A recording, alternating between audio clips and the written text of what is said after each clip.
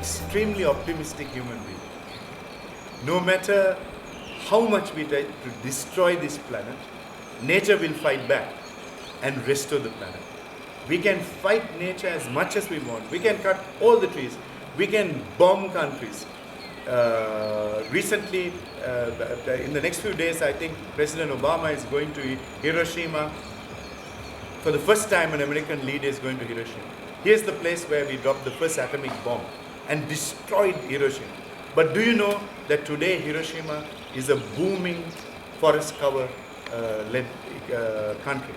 Beautiful flowers, beautiful trees. They are all growing in Hiroshima.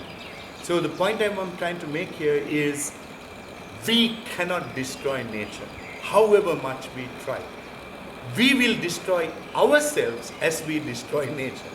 So the future for the planet is very positive in my chapter, because I believe what we need now is to work with nature, work protecting nature, increase our forest covers, exit fossil fuels, and launch strategic national sustainability initiatives and strategic corporate sustainability initiatives from the perspective of working with nature and not working against it.